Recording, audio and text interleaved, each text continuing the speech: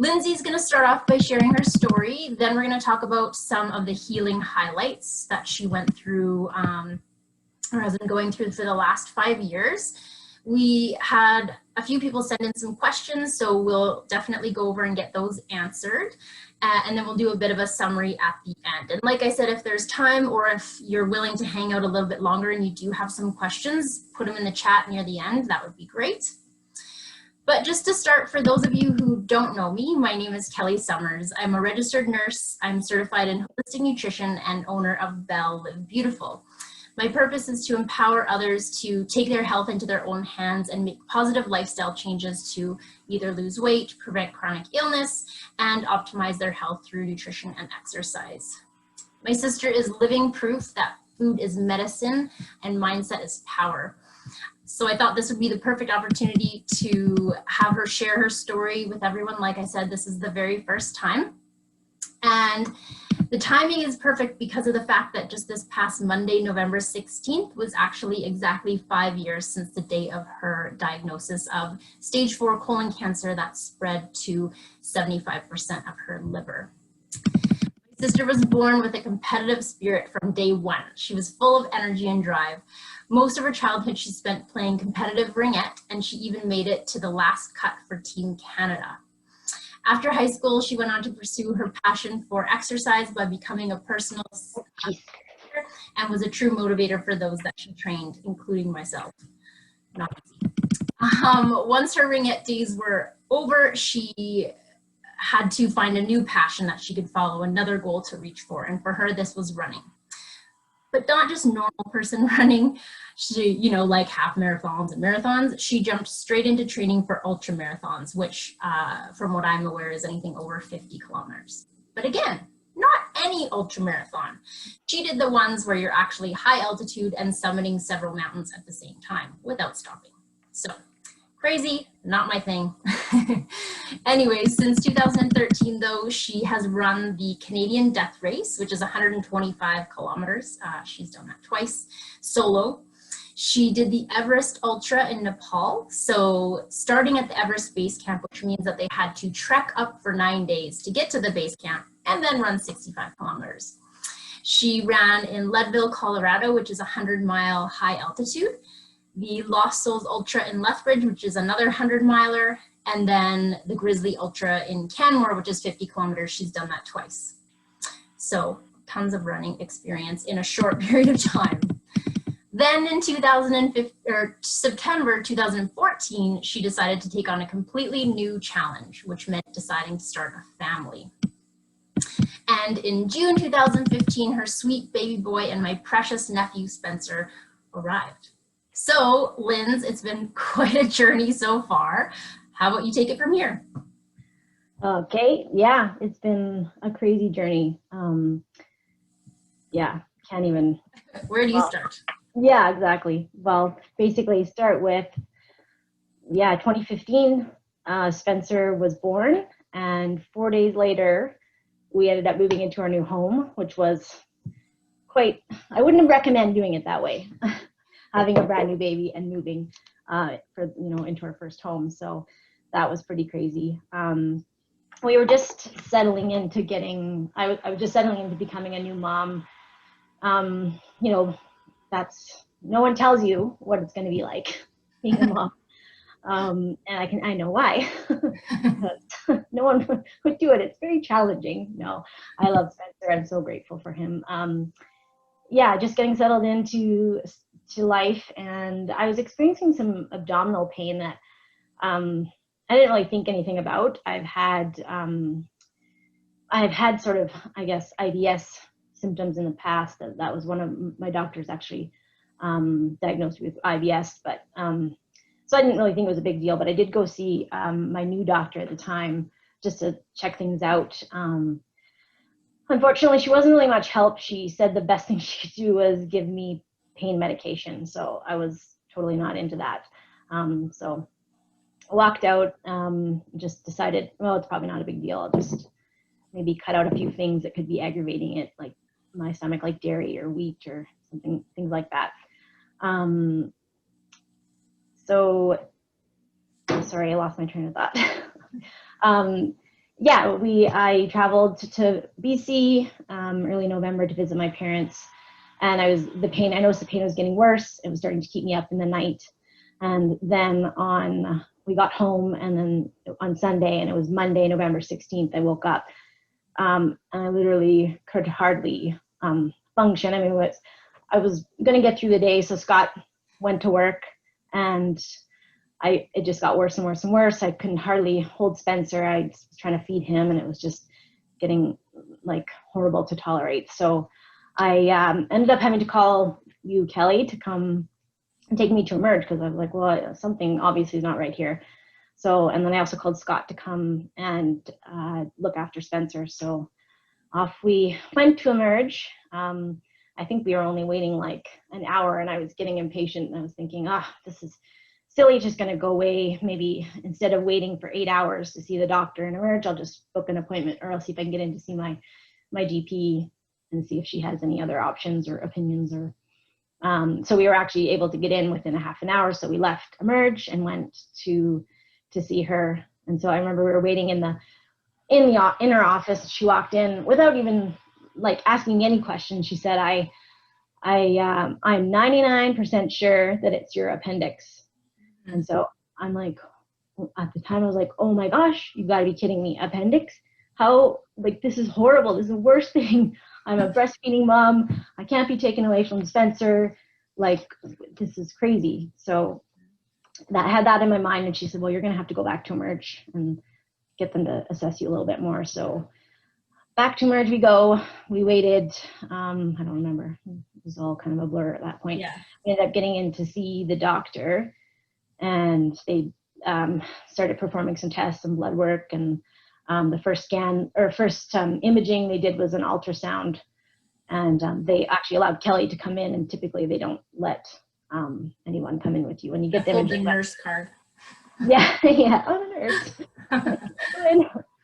So anyway, I remember them looking very closely at the machine and at the screen, and you could tell they could see something, and Kelly was kind of looking to see, but I mean, like, when it's hard to tell what's going on in an ultrasound, when you look at the screen. But I remember them saying, how are you even walking right now? And that's when they said,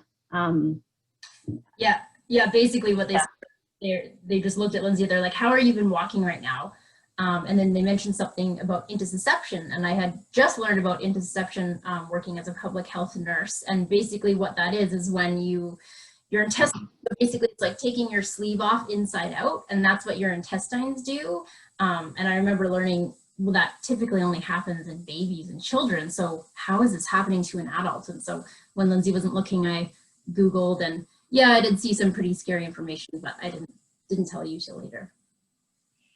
Yeah, it was extremely, extremely painful. So yeah, my bowel was basically folded in on itself. So, and I was refusing any pain meds at that time, but yeah, they were pretty shocked that I was able to even walk in there.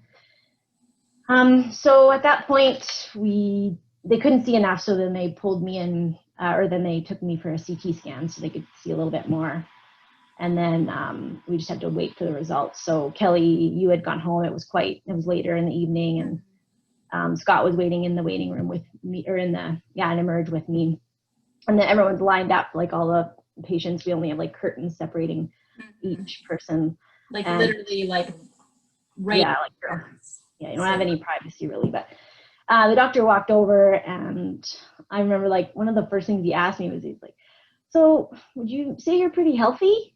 And I was like, oh, I guess so. What? I mean, that's an odd question, but yeah. And then he started asking about like travels we had done in the past, and I had gotten ill from traveling like over in Nepal and stuff like that. So right away I'm thinking, oh, maybe it has something to do with, you know, I got sick when I was traveling, like a parasite or something like that. And then he's like, okay, well, let's go into this private room. So I was kind of a little bit nervous at that point. I wasn't exactly sure why we were moving into a private room. But that's when he basically said, you have cancer. I'm very sorry to tell you this.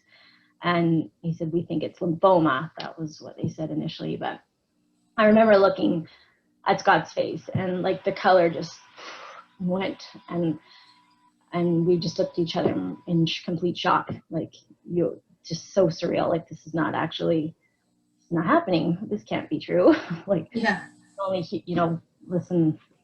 hear stories about this and like in the movies and that, all of that. Anyway, so we were in shock, and I remember him saying, well, it's really too bad. You're just unlucky being a 33-year-old. He said, yeah, sorry. We'll be doing more testing tomorrow, so you can stay in this room a little bit longer and kind of process through things. So yeah, Scott and I sat in there for, I don't remember what was said. It was definitely a blur at that point. And he had to go home. It was getting close to when Spencer would be waking up, and my mother-in-law was home with Spencer, but they had to tackle the next task of bottle feeding Spencer, which he had never been fed from a bottle before. So I hadn't saved any breast milk. He was strictly breastfed. So they had to go tackle that, which was difficult, but they got through it. Anyway, so I was left there in the room by myself, definitely in shock, and no one, I don't remember anyone coming in and checking or anything, but I tried to get some sleep, and let's see what the next day holds. But so the next day, they did some more testing, colonoscopy. I don't think they did the MRI that day, but colonoscopy showed, in fact, that yes, there was, they had suspected lymphoma due to like the lymph nodes shown in the scan, I think. But once they did the colonoscopy, they found a 4-centimeter tumor in my ascending colon. And then through other imaging had seen that there were spots in my liver, but they weren't sure, or through CT scan, they weren't sure if they were affected or cancerous at that point. But then through the MRI had showed that they were, in fact, cancer, which made it stage 4 diagnosis. Yeah. So that's pretty crazy. So I was immediately scheduled for surgery. So we went into the hospital on Monday. I was out Monday, November 16th, and then scheduled for surgery November 23rd. So in the hospital for like a week. I got to actually go home on a weekend pass, which was really nice because I hadn't seen Spencer since I went into Emerge, and from the day he was born, we were like attached, and so that was really difficult to have to be away from him for that amount of time. So being home on the weekend before the surgery was pretty amazing. So, and he was so excited to see you. We have a video of him just like snuggling into your I know.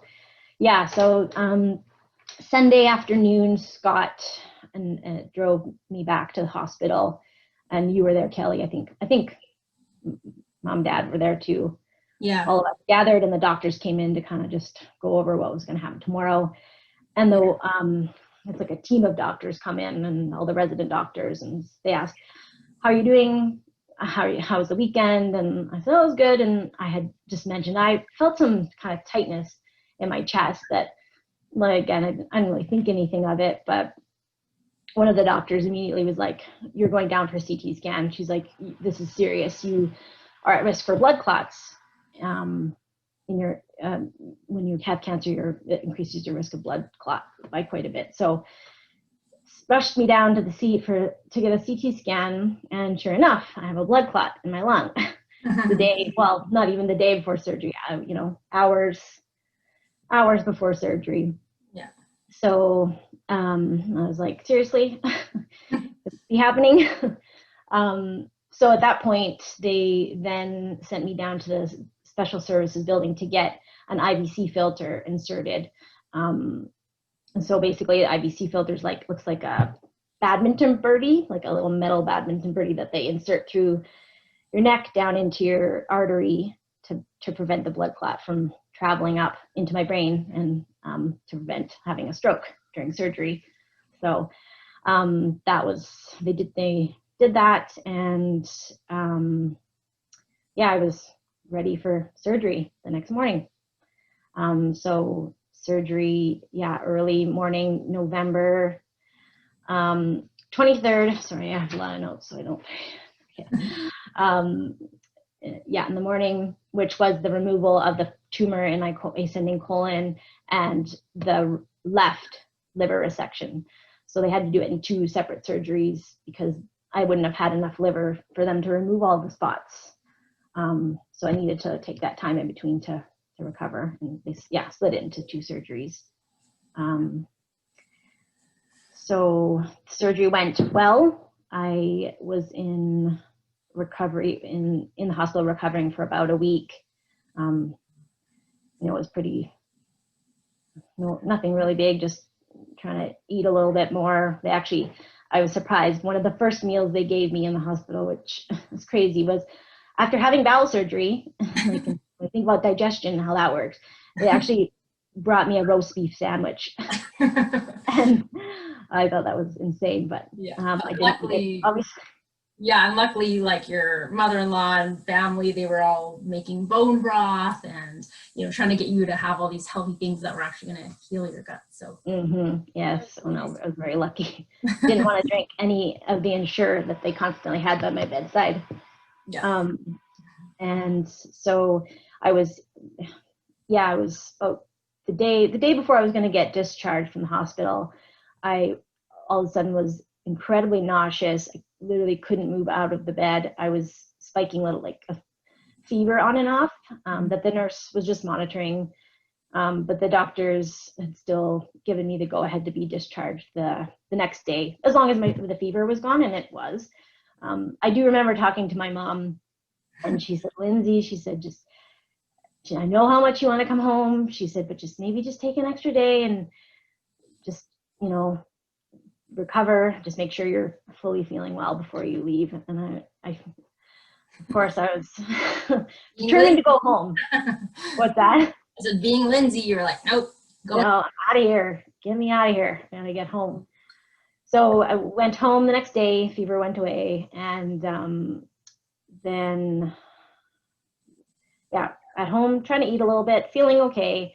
And it was less than 24 hours. I all of a sudden started to get the most intense pain I've ever felt in my life, worse than the intussusception in my abdomen. And worse than labor? Worse than I would say labor's pretty bad.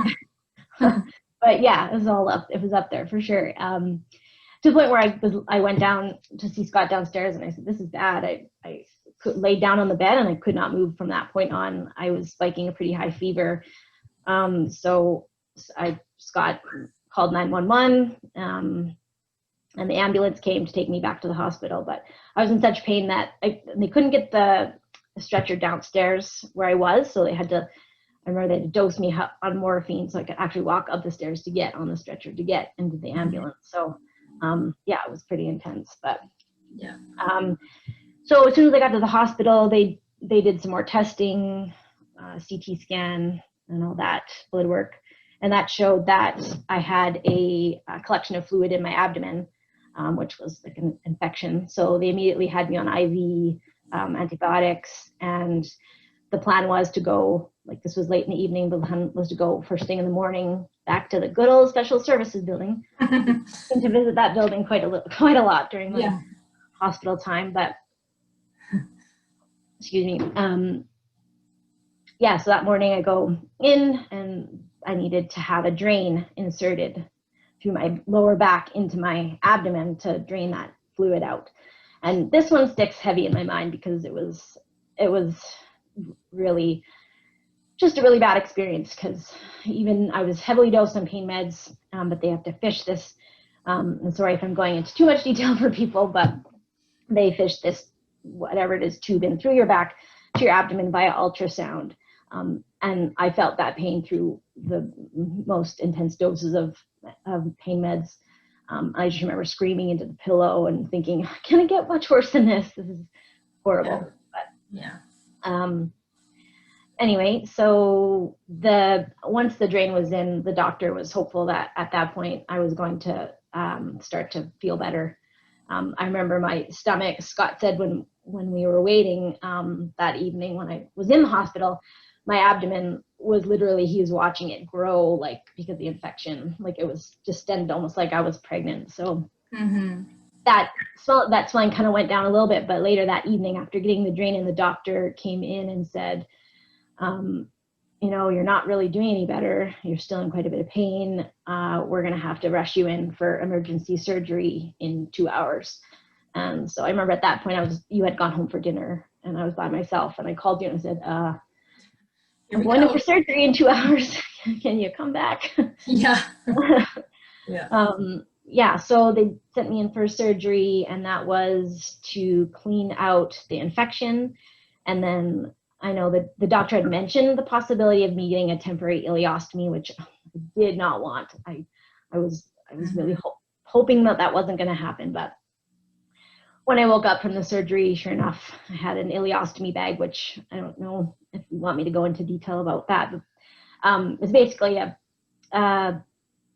they reroute your small intestine to come through your stomach, and then the contents from your small intestine empties into a bag. And unfortunately, I know people who actually live with ileostomies, and there are a bunch of other types of them, but with that their whole life. And man, I tell you, I feel for those people, because that alone was another quite horrible experience.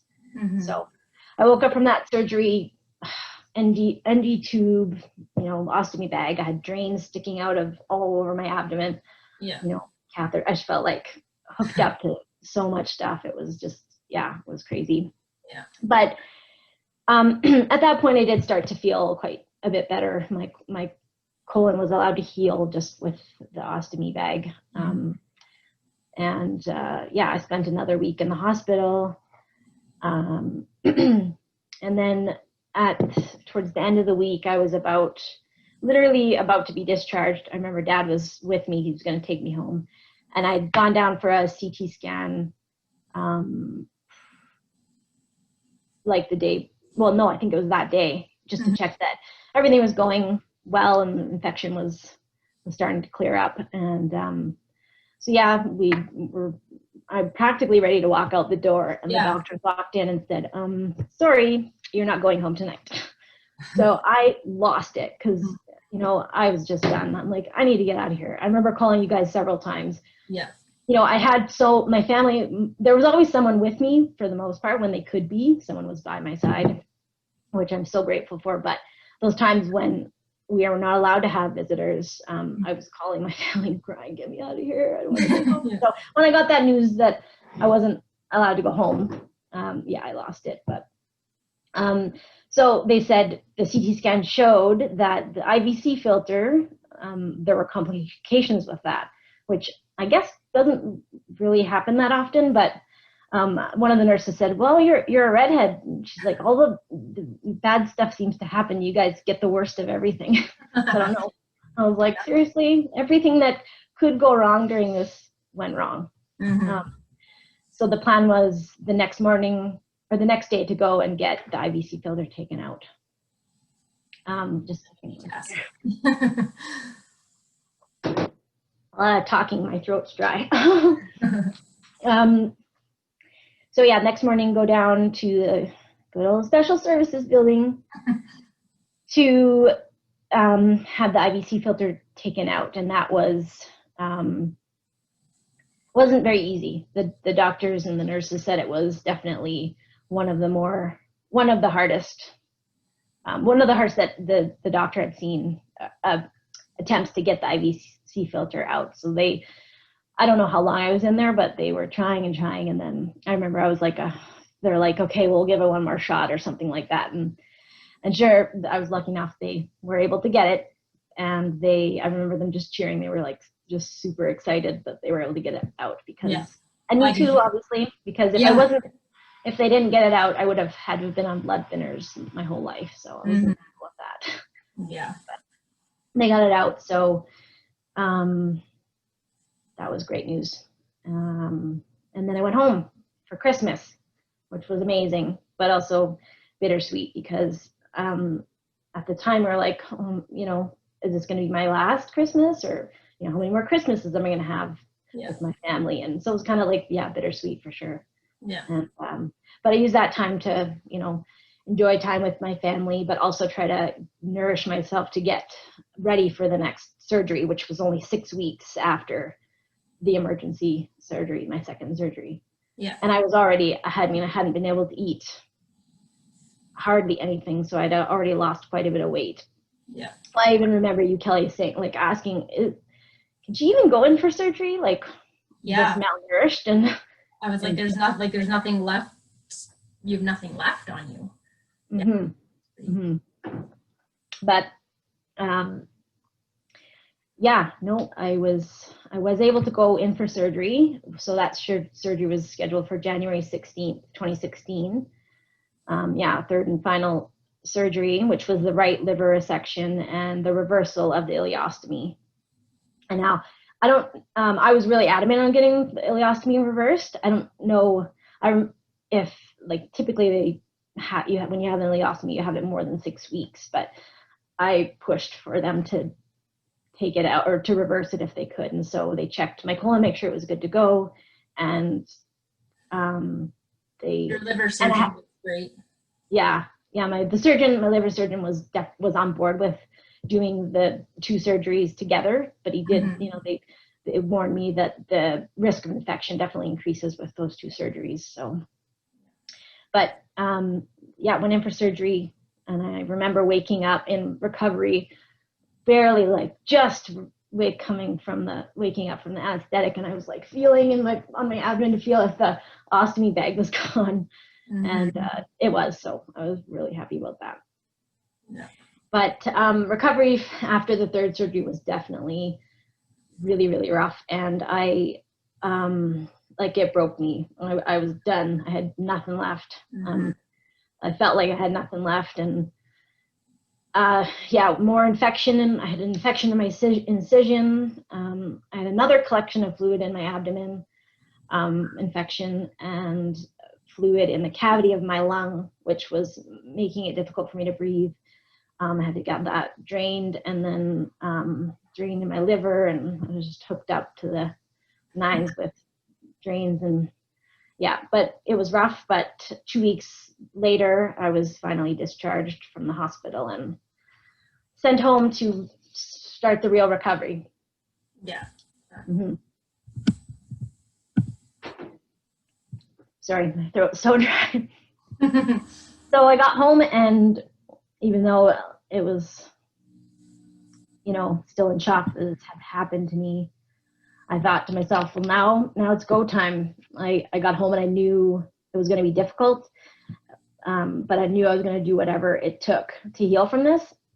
And I always knew that I was going to do it through natural alternative therapies. Like, even years back, I don't even know how long it was, I remember saying one time randomly, if I ever got cancer, I would treat it as naturally as possible, and I would opt out of chemotherapy. So I had that in my mind right from the get-go. And when I say difficult, it was so difficult because, constant tears and crying, second guessing myself, am I making the right decision? You definitely get that with doctors because they're, they know their route of treatment, I guess. And so when you veer from that, they don't understand why, and can make you feel really scared, like that you're crazy for not taking the treatment that is recommended from them. Not all doctors, but some. So, but deep down, I knew I was making the right decision for me. For me, I was ready to take on the challenge. I knew there was no other option to get through this, and I was gonna go for it. So, as soon as I had the strength to walk, like after, it must have been a week after being home, as soon as I had strength to walk further from the couch to the bathroom, I was in the naturopath office getting like high-dose vitamin C therapies and trying to get on track with that. However, I knew I still had to meet with an oncologist because that was still important, because I know you need, I wanted to be monitored with scans, the typical scans that they do to make sure things are going well, blood work, etc. And so I was to be expecting that call in 2 weeks to get that set up. And in the time being home, I was researching alternative therapies, and I already talked to the naturopathic doctor about my plan in that area. I was fully expecting to have to actually go searching for an oncologist. Like, I would talk to this first one that I was set up with and have to find a different one, because when you go in to see an oncologist, they're expecting you to, like, I was literally going in to talk to her. She was going to tell me what chemotherapy I was going through. It was going to be 9 months. And you need to come in and get your report in and that. So I was a little nervous, and thinking that she's going to, not be on board with it, and I'm going to have to go searching for the right oncologist. But I was lucky that she was perfect. She was, throughout the whole time, she provided the information that was within her scope, but never forced it on me, and never questioned my choice of not doing chemo. But I remember that first meeting with her, and I broke down. I said, will you still support me even though I got to do chemotherapy? And she said, absolutely. So she was wonderful. So I was lucky that way. But yeah, even though I already knew I was not doing chemo, I did ask the question. And that was one important question that I felt to ask. And that was, what percentage would the chemotherapy increase my chances of survival? And for my type of cancer, it was 10%. And for me, that wasn't worth the risk of going through, the risks of going through chemo. It was not worth for that small benefit. And so I believed that there were other ways, and that's what I was going for. So yeah, exactly. Mm-hmm. I mean, I was there with you in those appointments, and I also agreed with Lindsay's decision, just given her situation and views, even just going forward in quality of life and all of that stuff. It just wasn't, because it was such a small benefit. Then it was kind of like, well, do we need to do that, or do we look for additional ways to support her body to heal? So we were really thankful that the oncologist, she was phenomenal, always supportive, just a really kind, loving person. And yeah, like Lindsay mentioned, the greatest thing was that she would always answer Lindsay's questions, and she would give her reasoning as to why they would suggest, this treatment or that treatment, but she would never devalue Lindsay's beliefs. So that was always super important. And as a nurse, and in my experiences going through, when I was working in the hospital and whatnot, I think that's always the most important thing in someone's healing journey, is that you have a supportive medical team around you.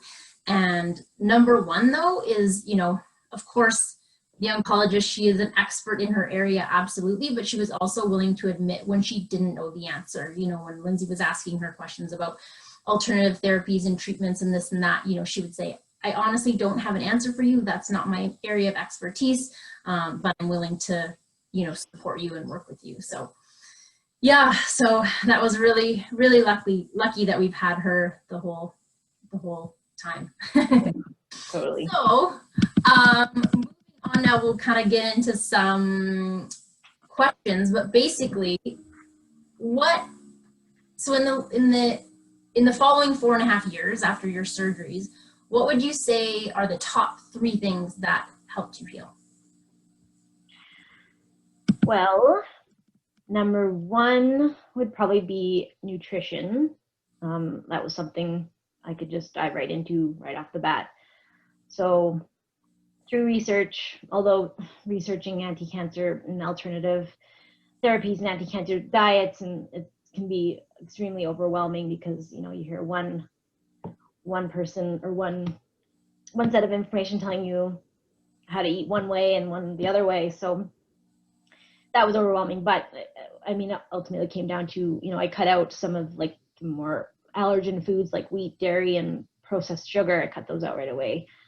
I didn't eat any processed or what I call fake food. I did some juicing. I didn't do a crazy amount of juicing. And again, there's those stories where like, well, I juice so, liters and liters of juice every day, and like that can get overwhelming. So I tried to not do, I kept it reasonable. So juicing, medicinal mushrooms were a big part of that. The more that research done on medicinal mushrooms and their healing properties, and not mushrooms. Oh, like medicinal mushroom, reishi, yeah, edible mushrooms. Like that doesn't even sound right either.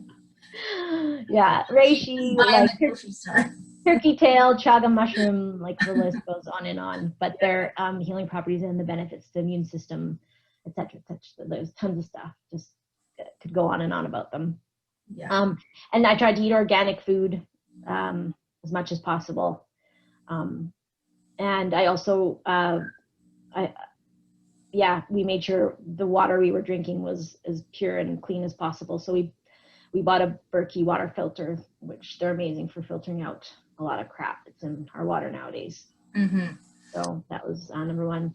And I like your point about the fact that there are so many different theories out there as to what diet's going to heal what and what's best for, everyone. And what I saw was that you were just starting to get so overwhelmed and so stressed out about every little thing that you ate, to the point where it was like you felt guilty for eating a squash or a sweet potato, right? So I think for you, listening to your body was key. Yeah, I definitely battled that, even for up until, I would say, a year ago, where it's hard not to be so strict about your food that it's actually causing you more stress than benefit. And the stress, we know how stress alone is super toxic to our bodies, so you have to find a balance. Yeah. So number two was definitely naturopath alternative therapies. I was in the IV clinic at the naturopath 2 to 3 times a week, getting high dose vitamin C IVs, vitamin and mineral IVs because of surgeries, especially my type of surgery being the bowels and digestive system. I didn't know how much of, I was eating good food and healthy nutrient dense food, but how much of that was I actually absorbing? And so getting the nutrient or the vitamin and mineral IVs just to make sure they go directly into your bloodstream was a really big boost for me. And I remember even was probably at the 6-month oncologist visit when Dr. Kraus was like, well, when I look at you now and I look at your chart, I wouldn't say that you're the same person. You're not the person that went through all this, because you're looking like healthy and strong. So I knew I was on the right track. But I also did local hyperthermia, which is like a heat therapy.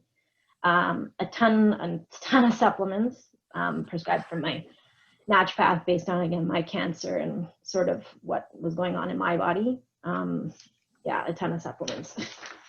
One therapy I feel that was really important, especially for my cancer, because it was studied in particular with the benefits to colon cancer, but was mistletoe therapy. And it's widely studied in Europe and widely used as a alternative cancer treatment.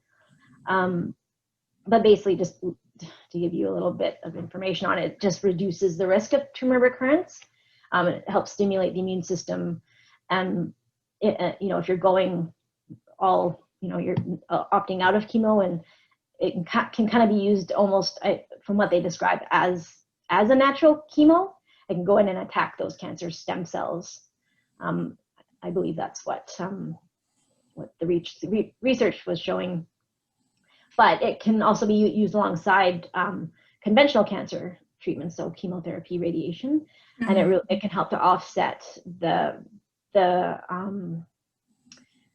effects of chemotherapy, the negative effects of chemotherapy. So like nausea, lack of appetite. It actually helps stimulate the appetite so you can eat and stay healthy through those treatments. But I was actually injecting. I would go in and get injections for the first, I think it was a year, but after that I was doing it myself, so injecting in my abdomen every other day. So and then another thing I used a lot was infrared saunas. So other kind of thing. And then number 3 was emotional healing, one that no one ever really wants to deal with. So, you know, it's easy to kind of forget about this one, but yeah, emotional healing and mindset is super important. So, and a lot of people think, oh, I need to meditate. Well, meditation is not my thing. I still am trying to get into it, but for me, exercise is my meditation. So going for a walk or a run. I wasn't running a lot then, but definitely was able to go for a walk, and that would get me into that headspace. And yeah, learning, I needed to learn how to listen to my body, especially with not going running, because I wanted to get back into running, you know, right away. But especially the type of running that I was doing was not super healthy for my body. So I had to pull it back and listen to my body, rest when I needed to rest, exercise when I could, you know. One therapy that I found super, super helpful, and this wasn't done immediately. This was even years, probably halfway, 2 years ago. But it's called EMDR, which stands for eye movement desensitization and reprocessing. And so it's a form of psychology that, and I'll explain it the best that I understand it, but it helps process out trauma by bilateral like stimulation of the left and the right brain through eye movement, or even touch, like they do like tapping. It's kind of maybe on the lines of like that, if anyone's heard of tapping. But from what I understood is we store trauma, whatever type of trauma has happened to us in our lives, in the amygdala part of our brain, and that part of our brain doesn't understand or can't differentiate the difference between whether that trauma happened 10 years ago or 10 minutes ago. And so we probably are constantly having that stress reaction throughout the day, and obviously that's not good. So the idea is to process that out through talking about the trauma and stimulating the left and the right side of the brain. Super helpful. After my first session, I noticed a difference. I felt like a different person. So that was super helpful for me. And again, just reading and researching and really believing in what I was doing was gonna heal me. I think that's because it's kind of like the placebo effect. Like it's legit. Like, you know, if you're told this pill is gonna help you, it happens, right? So like, I think just researching what I was doing and the positive sides of that just kept me going. And like every time I would be mixing my mushrooms or whatever, I'd be thinking, oh man, like, yeah, this is gonna heal me. Like I remember that. So I think that's super helpful, getting that mindset. And then a book that I found among many was really helpful was called Radical Remissions. And it's basically stories about people who have healed from cancer naturally, but all of they all had these similar, I think it was 7 things that they did in common, like, and like many people were interviewed, but all had these 7 things that they did that were all similar. So anyway, I found it really interesting. Yeah, absolutely. And I think too, like, mindset was so important, and you were such a great example of that, because you never, you know, obviously you had ups and downs, and there was times that were really, really hard, but overall, like, I noticed you just really focused on like the solution, and you did. I mean, even, you know, again, me being a nurse and questioning what you're doing and what you're taking and if it's safe, I was trying to be kind of that middle ground, but you always really believed in what you were doing was healing you. So that's, that's key. You're right. Okay, so last part here, we're just going to go through some of the questions that were sent in by some of the attendees. And if you have more questions, continue to send them in. You can email me at the email address that should still be in the link to the webinar, but livebelllife@gmail.com, because like I said, there's so much to cover. We're almost at the hour already. And so we may in fact have another session in the future, just specifically focusing on answering your questions. So keep sending them in. But to start, so the first question, who do you follow on social media for inspiration and why? Well, I'm not really great at social media in terms of Facebook and Instagram, but in terms of like searching, I remember searching initially, like in between surgeries, specifically, I typed in how to heal from colon cancer naturally. And the first thing that came up was Chris Wark's website called, it's chrisbeatcancer.com. And he had gone through a similar situation as me with colon cancer and opted out of chemo, and it was similar story. So he at that time had posted a lot of survivor stories. So like a ton of people, again, going about treating cancer and their journeys and healing from it and coming out on the other side. And so that was like, watching Matt's was like, again, like really motivating to be like, yeah, this is possible. I'm going to do this, and just inspirational, and just found it really helpful. So Chris Wark. I also watched the Truth About Cancer series, which is pretty intense for people maybe who haven't really looked into alternative like cancer or treatments, and but they're extremely on the alternative side. But I mean, you're not going to agree with everything they say, but there were a lot of good interviews from doctors and physicians and people who knew what they were talking about and had a lot of good information there. So, and you were able to take just like the pieces out of it that resonated with you, right? You don't have to take it all. Yeah, exactly. Yeah, and definitely the focus on those survivor stories, because I was looking at the statistics of your diagnosis, and typically the fact that less than 10% of people make it past the 5 years, and that's what we worried about. But then you're doing the opposite, and you're looking for those like almost miracle stories or whatever you want to call them. So I think that really helped you for sure. I'll say they're not, now when you look, I feel that they're not miracles. Well, I mean, yeah, I know what you mean. They're not miracles, but to most people, we think it's like, you don't hear of them that often, right? No, I know. But for them, they're out there. Yes, they are out there. Okay, second question. What was your diet like prior to, and what is it like now? So we've obviously gone into a lot of, well, most of the details, but what it's like now. So what were you like before your cancer? Well, I remember Scott wrote an email to inform a lot of our friends what was happening in this cancer diagnosis, and he said, how could this healthy person, got me thinking, well, I really wasn't that healthy. Like, I think I underate for one thing. I ate, and I didn't have a lot of variety in my diet. Like, I ate, fruits and vegetables, but I kind of stuck to the same things that I liked. But I think it's important to have a variety of those things in your diet.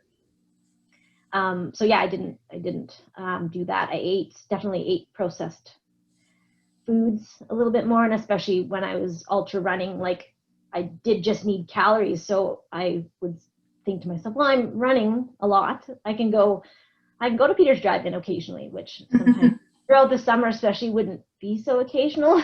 Like a weekly thing. Yeah.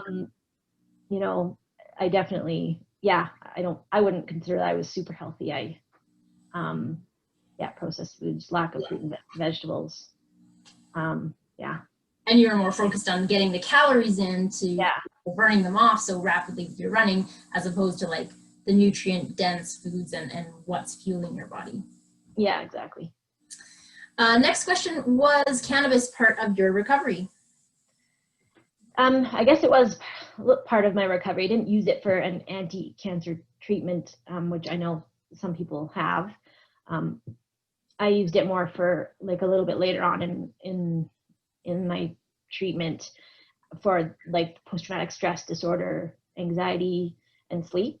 like I used a high CBD oil that seemed to really help with that. So yeah. But I know there's more research coming out with its anti-inflammatory properties, which inflammation, I think, is kind of where disease and cancer starts. So I think it can be very beneficial. Yeah, and they'll probably continue to study it more that it's legal now too. So. Yeah, exactly. And then last question here, for someone who's just been diagnosed with cancer or is going through cancer, what would you tell them? That you can get through this. Like to question the doctors and conventional protocol. Maybe you don't need to follow everything that you're prescribed. To do your own research. And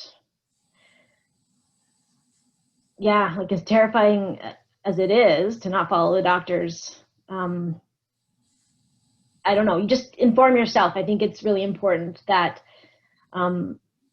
you have a good team of doctors. So like if you are, they're not always going to be on your side, maybe, and agree with what you're doing, but to not make you feel bad about what you are doing or whatever path you choose.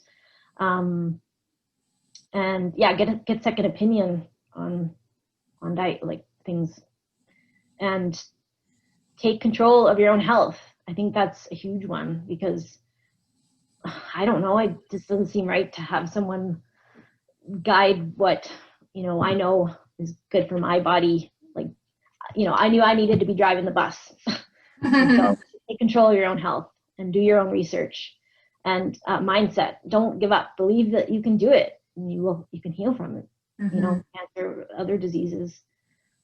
Yeah. Yeah, absolutely. And I think what you're saying too is just having,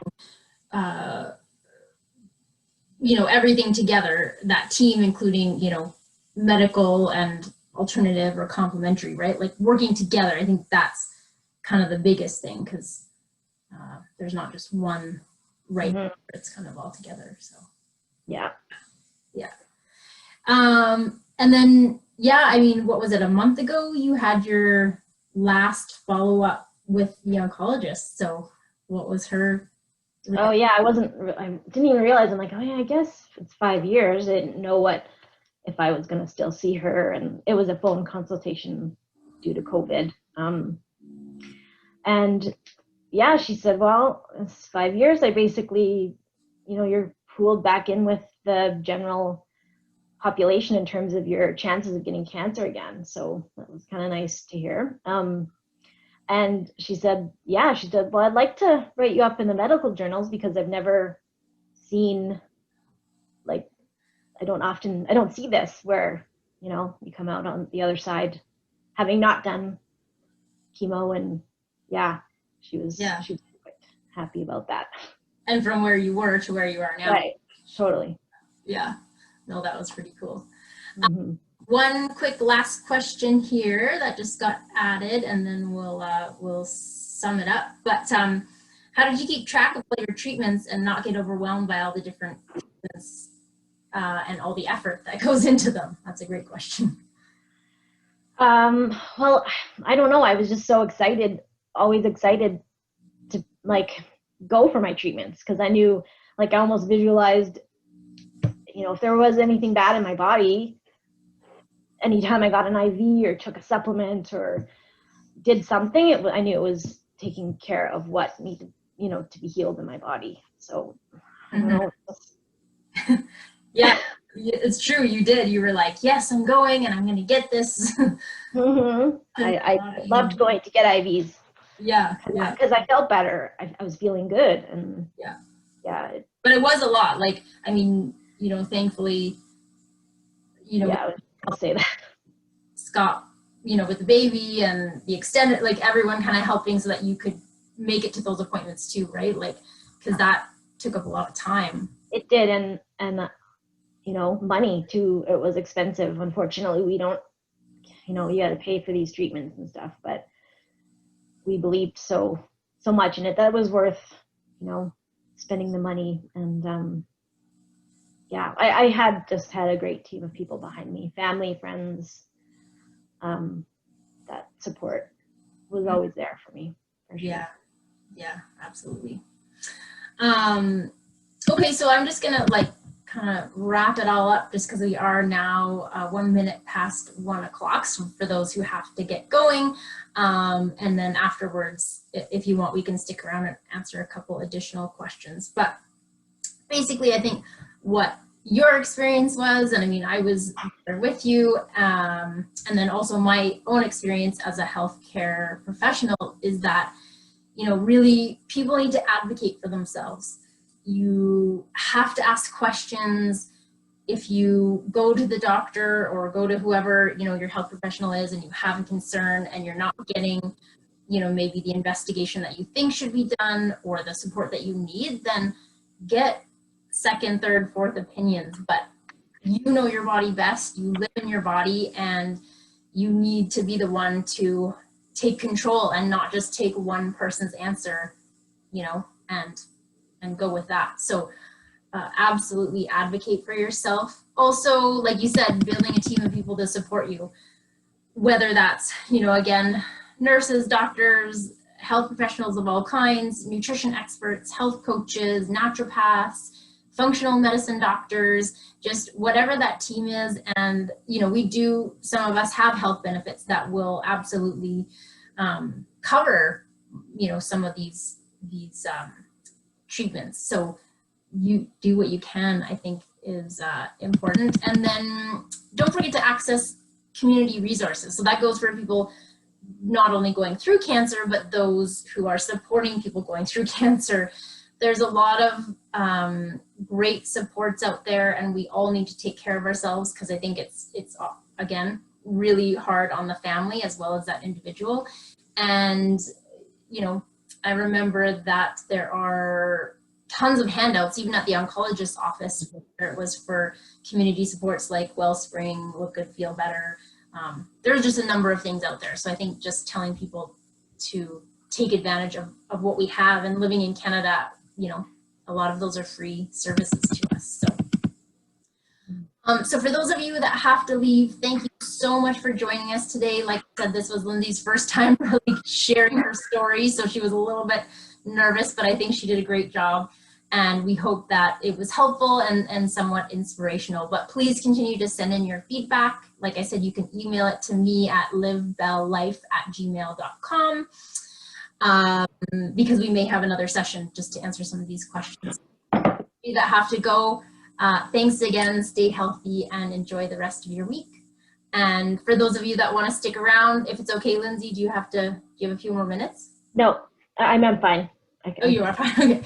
Okay. There's a couple more questions, so I'm just going to go up to the chat here. So someone asked, have you used, or did you use hyperbaric oxygen therapy? I don't even know what that is. Oh no, but I would have. I didn't actually look in to see if I had access to it. Oh, yeah, sorry, I just thought of something else. Yeah, I know I didn't, but I did do ozone therapy. So that was right. And two different ways. So like one, they actually extracted my blood and filled it with like ozone, and then dripped it back via like IV. Mm-hmm. And then the other method is just straight into like an IV. It's creepy. It looks like it's air going into your blood, but there's ozone in there. So yeah, I did use that, but no, I would have done that. I would like to have a hyperbaric oxygen. You know? Nice. Okay. Mm-hmm. Thank you for sharing your story. I'm in the process of advocating for myself, and it's encouraging to hear others' experiences and success stories, and congrats. Mm-hmm. Thank you for doing this, and congrats on 5 years. Great story. Thanks for sharing. Proud of you and your strength and vision.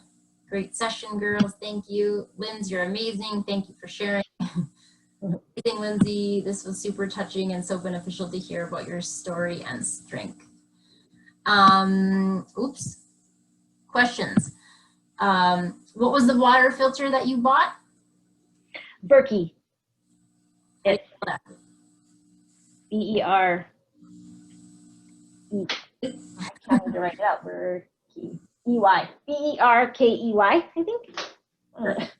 I think I would know that. Okay. Yeah.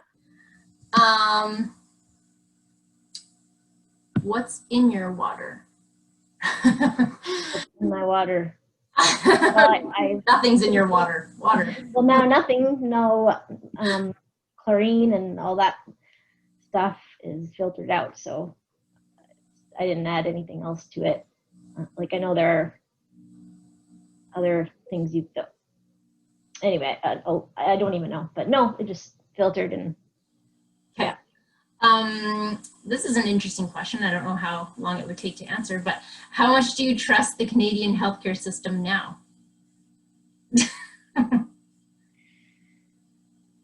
Well, without them, you'd be in a lot of debt. Canadian healthcare. I mean, I know that's a tough one to answer, because I think that, like, in terms of like conventional medicine kind of thing, like that, or yeah, that's a tough one to answer. Maybe you can answer. We know this one. We can have a private conversation. More details about that one. Okay. Do you find you give people a reality check when they're stressing over what in comparison is most likely a minor issue? No. Like, if other people are going through other things in their life, I don't know. I feel everybody's going through something, and it doesn't matter. Like, it is what it is to them. And so yeah. I would never know. I mean, we all go through stuff, and it's hard. And I would never. I mean, we're going to have those days. And yeah. It's all our perspective and what's happening. Yeah, exactly. Do you take supplements such as moringa, spirulina, and chlorella? I have. I still see my naturopath regularly, so it really just depends on like what my body needs at that time. But what I've learned is that I don't stay on like, it changes. I don't stay on the same supplements I stay on them for as long as I need to, and then go through like testing from the naturopath, or depending on what's going on in my body at that time, things get shifted. So yeah, I don't think it's good to stay on anything forever, but definitely cycle those things through.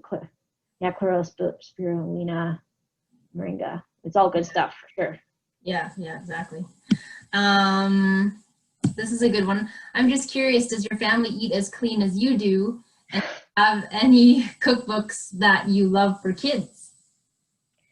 Oh, yeah. So this was an interesting one, because having had Spencer and go through all this, and then I worry. Spencer is the cleanest eating kid I've ever seen in my life.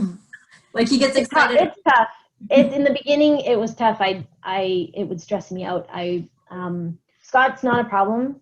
He'll eat what I eat and loves it, and he's always been into health, probably more so than me when we first met. Him and his mother, my mother-in-law, was kind of who got us all into this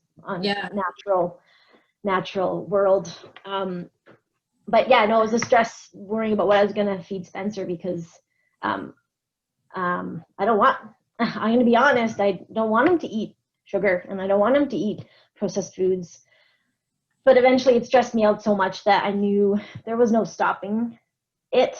I still control it quite strictly, but I always have been, like, I like to eat sweets and treats and stuff, but it doesn't have to be packaged processed crap that you can't read the ingredients of. You don't even know what you're putting in your body. Our bodies don't recognize what's in half that food. And so I just was always making healthier options. So like, I make his birthday cakes, and they, like, it's sweetened with maple syrup. The best. Honestly, I'm trying to convince her to start her own company, because she bakes my bread. all of your stuff, like muffins, breads, cakes, are all like sometimes no grain, depending on the, not that all grains are bad, but definitely no refined sugars. And I would have to agree. I don't think, I don't know. I think it should be illegal. And I'm sorry well, if anyone gets mad at me about that, but yeah, it's really, it's, I sugar think, is a poison. Like sugar. yeah, And so there are other ways, like, yes, in some way or another, honey is sugar, but it's just in a more natural form. Our bodies recognize it differently. yeah. And so, and there are more options out there. So if you're going to eat like packaged, someone, you know, like at the grocery store, there are more options for sweet treats that are sweetened with honey, maple syrup, coconut sugar, those kinds of things that don't have that, that drug-like effect on your body like the other types of sugars. Exactly. So, I know. yeah. I totally agree. That's yeah. That's what I try. But yeah, no. As long, But if you're going to eat something packaged, there are better options. Yeah. Yeah. And that was the next. Did that answer the question enough? Yeah. And then the next question actually is also, so did you cut sugar totally out of your diet even today that you are cancer free? In the beginning, yes. And I was on a different way of eating right off the bat. It was more like, you know, obviously no sugar, no processed foods, but I wasn't even allowed to have, I didn't even have carb, like sweet potato or squash, like even food like that, which is healthy for us, but it was quite strict in the beginning, meat and veggies. In the beginning, yeah. But then through more research and again, figuring out what worked for me, because what worked for me might not be exactly what works for someone else. I just wanted it to be, because food is fun and I like eating, and to have to be so strict about it, and you know, it's stressful. So yeah, again, I started to add back in things that were like healthier versions of treats and stuff. So now I do have maple syrup, little bits here and there, honey. I definitely I kind of have like an 80-20 rule, like 80% of the time I'm clean and healthy, but like I'm not going to freak out if I have, you know, Screamin' Brothers ice cream, or because coconut based sweetened with honey. I'm not going to allow myself like those alternative treats. Yeah, but you're not going out and buying a Henry bar or anything like that. No. That's a whole nother presentation. Good idea regarding being a food supplier. Please, if you have any cookbooks, recipes that you recommend, please share email links. So if I was good at social media, I could start posting. Yeah, that's like a full-time job. It is. To like record. Well, you are starting your Instagram, which is, can I tell them? I think it's not great, but anyways, it's keep moving forward and then the number 15. So at keep moving forward 15. But I don't have anything on. Are going to post your recipes. But yes, sorry, for those who really want it, absolutely. Again, an email and I'll forward it to Lindsey and she can reply back. People buy healthy meals for bodybuilding, etc. So a booklet of your menu choices would be good. I think so. Thank you. I struggle with knowing how bad sugar is and letting our kids still have it. Yeah, it's a tough one too, because it's just a struggle, because a majority of people, parents out there, think you're crazy that you don't like, it's just the norm, more of the norm. And I just, I get it. It's tough. But even though later on I can't control what he eats as he gets older, but I feel like as long as I can get the good stuff in him for a long time and build a good base of what, you know, food should taste like, that when he eats the other stuff that maybe he'll think it's gross, not real food. I don't know. Yes, let's hope. And it looks like the last one here. Do you know of any cancer patients who did opt for chemo, but also did IV therapies, and what was the end results, if you know of any? I would say, I don't remember. I would say look on Chris Work's website, chrisbeatcancer.com, I think. And he has quite a few stories on there of people who, you know, did IV therapies, and it didn't work out. And so, I don't know. I would say look on Chris Work's website, chrisbeatcancer.com, I think. And he has quite a few stories on there of people who, you know, did IV therapies, and it didn't work out. And so, I don't know. I would say look on Chris Work's website, chrisbeatcancer.com, I think. And he has quite a few stories on there of people who had gone through all different types of cancer and all different types of treatment. I don't recall any. I'm drawing a blank in that, but I know that I'm sure there are stories out there. You just have to search for them. Absolutely, because I mean, there are cases for sure. I think it was fortunate, I guess you could say, in the way that for your type of cancer, even though it was stage 4, they were able to physically cut it out, like get all of the margins. And I know, unfortunately, there are cases of people where, by the time it's caught, chemo is instead the first option to kind of shrink and then do surgery. So, but I know, I remember you talking about too, there are lots of people and even certain naturopaths that do support both. So people who go through chemo and those types of treatments, and also treating alongside with a naturopath. So, because I picked up that one, Dr. Pyatt. Dr. Pyatt. Yeah, Dr. Pyatt works. So he was the first naturopath that I saw in between the surgeries, I think it was, between my first and third surgery. And he was more on board with like treating people who, were going through chemo and supporting offsetting, and supporting that. So I think he would be a good option, Dr. Pyatt. Yeah, perfect. Well, good. Like I said, I hope people continue to send in their questions. And one last question: did your cancer spread through your lymph nodes? There were some lymph nodes affected, but they say they removed 3 or 4. Yeah. So it was all in and around where the tumor was, like around the colon. So they removed them, but there were less than they thought. But they were there. And then that's why they thought it was lymphoma in the beginning, I'm assuming, but I don't know. Yeah. So yes, please keep sending your questions, feedback. If there's any ideas you have for going forward. And yes, I do, for those of you that registered, I do have your, you registered, so I have your information. So I will, if you like, send an email if we set something else up, but definitely send us information. We would love to hear. So thank you, Lindsey. I made you do it. I'm glad. I'm happy. Hopefully, thanks for whoever's still listening. Hopefully can help anybody going through something like this to inspire them to keep moving forward. Yep. Well, you're an inspiration. Yes, you. So thanks so much, everyone. And we'll be in touch, hopefully. And Linz, I'll talk to you later. Hey.